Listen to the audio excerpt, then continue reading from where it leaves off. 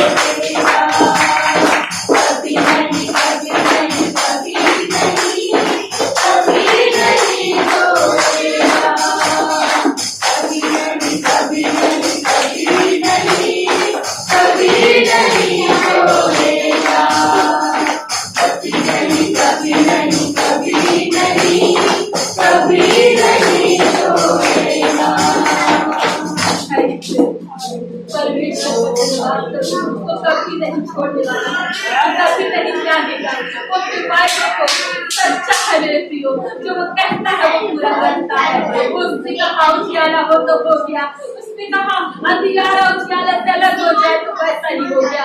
अब वही परमेश्वर आपका और मेरा जिंदा खुदा, आपका और मेरा पिता जिसने हमें अपने लहू से मोल खरीदा है, वो कहता है मैं तुम्हें कभी नहीं छोड़ूंगा। वो तन्हा नहीं छोड़ेगा, अंधेरे में नहीं छोड़ेगा, वो हमें किसी लाचारी में नहीं छोड़ेगा, दुखों में नहीं छोड़ेगा, मुसीबतों में नहीं छोड़ेगा। हम अकेले भी होंगे तो भी वो हमें नहीं छोड़ेगा। हम चाहे अपनी नंगी आंखों से ना देख सके, लेकिन उसकी दृष्टि, उसका वचन कहता है पर उसकी हर एक संतानों पर लगी रहती है। वो हर एक को अपनी दृष्टि से देखता है, अपने बच्चों को भी निहारता रहता है। वो जिंदा खुदा है, वो कभी किसी को न छोड़ेगा और ना ही त्यागेगा। इसलिए हम उस परमेश्वर को धन्यवाद देते हैं, हम उस परमेश्वर की आराधना करते हैं, क्योंकि वो सच्चा है, वो भला है, वो जीवित है और वो जल्द आने वाला है। इसलिए हम उसकी बाट जो है मेरे प्रियो, क्योंकि आपका और मेरा पिता हमें बातों पर उठाने के लिए, अपने राज्य में ले जाने के लिए आने वाला है मेरे प्रियो। इसलिए हम उस परमेश्वर को धन्यवाद दें, उस परमेश्वर की आराधना करें, उसकी महिमा करें, जिसने हमें ये जीवन दिया, हमें सब कुछ दिया।